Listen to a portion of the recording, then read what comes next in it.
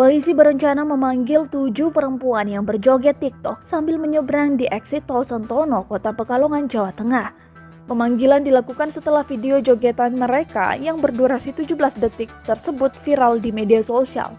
Menurut Kasat Lantas, Polres Pekalongan Kota AKP Sutono, 7 emak-emak tersebut akan dipanggil untuk diklarifikasi. Kami sudah mengantongi identitas yang membuat konten di jalan tersebut. Mereka orang Pekalongan. Kami akan segera memanggil yang bersangkutan untuk tujuan membuat konten video tersebut, kata Sutono kepada tribunjateng.com Senin 20 Juli 2020. Ia mengatakan jika aksi yang dilakukan 7 emak-emak tersebut berbahaya karena jalanan tersebut merupakan jalur kecepatan tinggi. Untuk itu, ia mengingatkan agar masyarakat tidak meniru perbuatan tersebut karena selain mencelakakan diri sendiri, juga membahayakan orang lain. Untuk mencegah peristiwa serupa kembali terjadi, Sutono menyatakan ada patroli di titik-titik tersebut.